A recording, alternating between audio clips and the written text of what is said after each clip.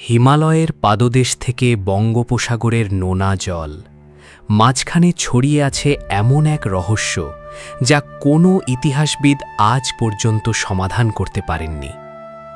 আপনি কি জানেন, বাংলার মাটির গভীরে এমন এক শহরের অস্তিত্ব আছে যা রোমান সাম্রাজ্যের চেয়েও প্রাচীন, অথচ যার ধ্বংসের কারণ কোনো যুদ্ধ নয়, বরং এক রহস্যময় অভিশাপ? আজ আপনাদের নিয়ে যাব সেই অন্ধকার ইতিহাসে, যেখানে সম্রাট অশোকের ৯ জন গোপন রক্ষক আর বাংলার হারিয়ে যাওয়া স্বর্ণনগরীর রক্ত হিম করা সত্য লুকিয়ে আছে। সাবধান, এই গল্পটি শোনার পর আপনার নিজের শহরটাকেও আপনার কাছে অচেনা মনে হতে পারে। বাংলার ইতিহাসের পাতা উল্টালে আমরা পাল, সেন বা সুলতানি আমলের গল্প পাই, কিন্তু মহাস্থানগড় আর ময়নামতির স্তূপের নিচে এমন কিছু চাপা পড়ে আছে যা আমাদের ভাবনার অতীত। খ্রিস্টপূর্ব ৩০০ অব্দ, পুণ্ড্রনগরী তখন তার জৌলুসের শীর্ষে, কিন্তু ঠিক সেই সময় মৌর্য সম্রাট অশোক এক অদ্ভুত সিদ্ধান্ত নিলেন। তিনি গঠন করলেন দ্য 9 আননোন মেন, বা ৯ জন রহস্যময় ব্যক্তির এক গোপন দল। বলা হয় এই ৯ জনের হাতে ছিল পৃথিবীর ৯টি গোপন বিদ্যা, যার মধ্যে একটি ছিল টাইম ম্যানিপুলেশন বা সময়কে নিয়ন্ত্রণ করা। আর এই বিদ্যার প্রধান কেন্দ্রবিন্দু হিসেবে তারা বেছে নিয়েছিলেন তৎকালীন পুণ্ড্রবর্ধন বা আজকের বগুড়ার মহাস্থানগড়কে। গল্পের শুরু হয় ১৮৭৯ সালে, যখন বিখ্যাত প্রত্নতাত্ত্বিক আলেকজান্ডার কানিংহাম মহাস্থানগড়ে খনন কাজ শুরু করেন। স্থানীয়রা তাকে বাধা দিয়ে বলেছিল, সাহেব, এই মাটির নিচে যা আছে তা মৃতদের সম্পত্তি, এটাকে জাগাবেন না। কানিংহাম কথা শোনেননি। খননের এক পর্যায়ে তারা মাটির প্রায় ৪০ ফুট নিচে একটি বিশাল তামার দরজা খুঁজে পান। দরজার গায়ে খোদাই করা ছিল অদ্ভুত এক লিপি, যা ব্রাহ্মী বা খরষ্ঠী কোনোটির সাথেই পুরোপুরি মেলে না।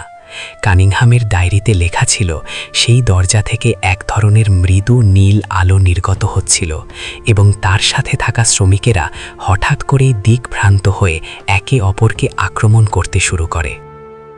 কিন্তু আসল রহস্য শুরু হয় তারও কয়েক দশক পর, ১৯২০-র দশকে, যখন ব্রিটিশ সরকার ওই এলাকায় রেলপথ তৈরির পরিকল্পনা করে। খননকারীরা একটি পাথরের সিন্দুক খুঁজে পায়, যার ভেতরে ছিল নিখাত সোনের তৈরি একটি অদ্ভুত যন্ত্র। যন্ত্রটি দেখতে অনেকটা আধুনিক অ্যাস্ট্রোলেবের মতো, কিন্তু তার গায়ের কাঁটাগুলো সেকেন্ডের হিসেবে নয়, বরং শতবর্ষের হিসেবে ঘুরত। সেই যন্ত্রটি যখন লন্ডনে পাঠানোর জন্য জাহাজে তোলা হয়, মাঝ সমুদ্রে জাহাজটি কোনো কারণ ছাড়াই অদৃশ্য হয়ে যায়। কোনো ধ্বংসাবশেষ পাওয়া যায়নি, কোনো SOS সংকেত আসেনি, যেন সমুদ্রের মাঝখানে একটি বিশাল শূন্যতা তৈরি হয়েছিল। বাংলার লোকগাথায় একটি কথা প্রচলিত আছে, অন্ধকার কূপের রক্ষক।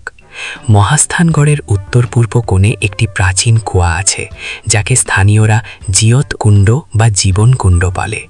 বলা হতো এই কুয়ার জল পান করলে মৃত মানুষ জীবিত হয়ে যেত। সেন রাজবংশের শেষ রাজা লক্ষণ সেনের সময় যখন বখতিয়ার খলজি বাংলা আক্রমণ করেন, তখন লোকমুখে শোনা যায় যে বখতিয়ারের সৈন্যরা অবাক হয়ে দেখেছিল যে তাদের হাতে নিহত হিন্দু সৈন্যরা পরদিন আবার যুদ্ধে ফিরে আসছে। বখতিয়ার খলজি তখন এক তান্ত্রিকের পরামর্শে সেই কুয়ায় গরুর হাড় ফেলে এর পবিত্রতা নষ্ট করেন। কিন্তু আসল সত্য কি সেটাই ছিল? আধুনিক বিজ্ঞানীরা যখন এই কুয়ার জল পরীক্ষা করতে চান, তারা দেখেন কুয়ার তলদেশ বলে কিছু নেই। এটি একটি অন্তহীন সুড়ঙ্গ, যা ভূগর্ভস্থ কোনো এক বিশাল চেম্বারের সাথে যুক্ত। এখন আসি বর্তমান সময়ের এক চাঞ্চল্যকর তথ্যে। ১৯৯০ সালে এক তরুণ বাংলাদেশি গবেষক, নাম তার আসিফ ইমতিয়াজ, মহাস্থানগড়ের গভীরে একটি বিশেষ স্ক্যানিং প্রযুক্তি ব্যবহার করেন। তিনি যা দেখেছিলেন তা তাকে মানসিকভাবে ভারসাম্যহীন করে দেয়। তিনি দাবি করেছিলেন মহাস্থানগড়ের মাটির নিচে আস্ত একটি শহর সচল অবস্থায় আছে। সেখানে কোনো মানুষ নেই, কিন্তু যান্ত্রিক উপায়ে সেখানে এমন এক শক্তি উৎপন্ন হচ্ছে যা পুরো বাংলাদেশের জলবায়ুকে প্রভাবিত করতে পারে। আসিফ তার গবেষণাপত্রটি প্রকাশ করার আগেই নিখোঁজ হয়ে যান। তার ডায়েরির শেষ পাতায় লেখা ছিল মাত্র একটি বাক্য: ওরা আমাদের চেয়ে 10,000 বছর এগিয়ে আছে এবং ওরা ফিরে আসছে। রহস্যের চাল আরও বিস্তৃত হয় যখন আমরা ময়নামতির শালবন বিহারের দিকে তাকাই। সেখানে খননকালে একটি বৌদ্ধ মূর্তির ভেতরে একটি স্ফটিক পাওয়া গিয়েছিল, যা অন্ধকারে নিজেই জ্বলজ্বল করত। এই স্ফটিকটি যখন তেজস্ক্রিয়তা পরীক্ষার জন্য ল্যাবে নেওয়া হয়, দেখা যায় এটি পৃথিবীর কোনো খনিজ উপাদানের সাথে মেলে না। এর পারমাণবিক গঠন উল্কাপিণ্ডের চেয়েও জটিল।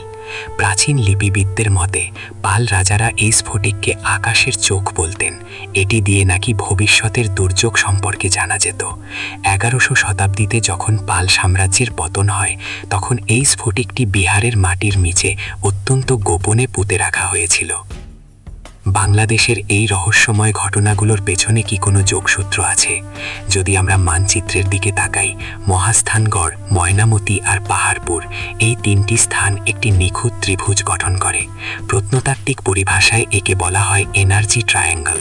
প্রাচীন স্থপতিরা কি জানতেন যে এই তিনটি বিন্দুর মাঝখানে কোনো এক বিশাল মহাজাগতিক শক্তি লুকিয়ে আছে? কেনই বা প্রাচীন রাজারা তাদের সমস্ত ধন সম্পদ কোনো দুর্গে না রেখে মাটির নিচে গভীর গোলকধাঁধায় লুকিয়ে রাখতেন? আরেকটি আশ্চর্যজনক তথ্য হলো ঢাকার অদূরে সোনারগাঁও নিয়ে। সুলতানি আমলে এটি ছিল বাংলার রাজধানী, কিন্তু ইতিহাস বলে পানাম সিটি বা হারানো শহরটি যে রাতারাতি পরিত্যক্ত হয়েছিল, তার পেছনে কেবল পানীয় জলের অভাব ছিল না। 1897 সালের সেই ভয়াবহ ভূমিকম্পের ঠিক আগে সোনারগাঁওয়ের আকাশে 7 দিন ধরে অদ্ভুত লাল আলো দেখা গিয়েছিল।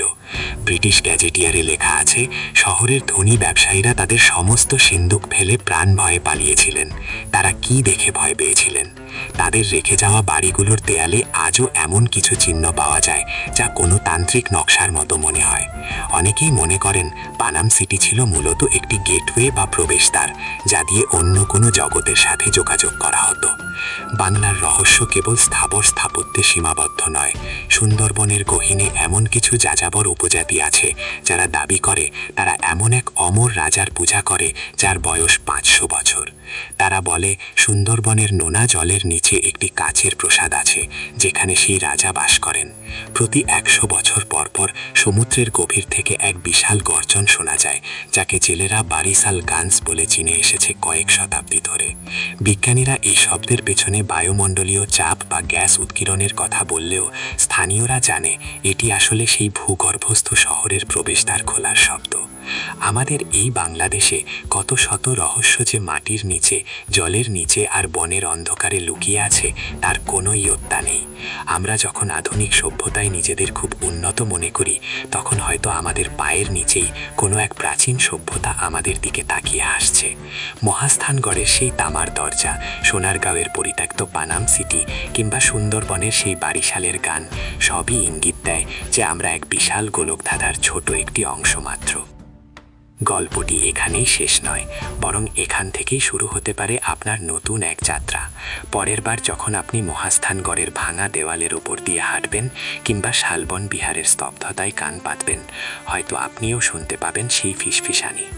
ইতিহাস আমাদের যা শেখায় তার চেয়ে অনেক বেশি গোপন রাখে, আর সেই গোপন সত্যগুলোই আজও বাংলার মাটির গভীরে স্পন্দিত হচ্ছে। অপেক্ষায় আছে এমন একজনের যে সাহস করে সেই তামার দরজার শেষ তালাটি ভাঙবে।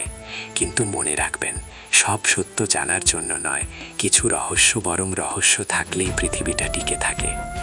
আপনি কি তৈরি সেই অন্ধকার সুড়ঙ্গে পা বাড়াতে, নাকি আপনার চিরচেনা এই মাটির ওপরের নিরাপদ জীবনটাই ভালো? ভেবে দেখবেন, কারণ ইতিহাস পিছু ছাড়ে না, সে শুধু সময়ের জন্য অপেক্ষা করে।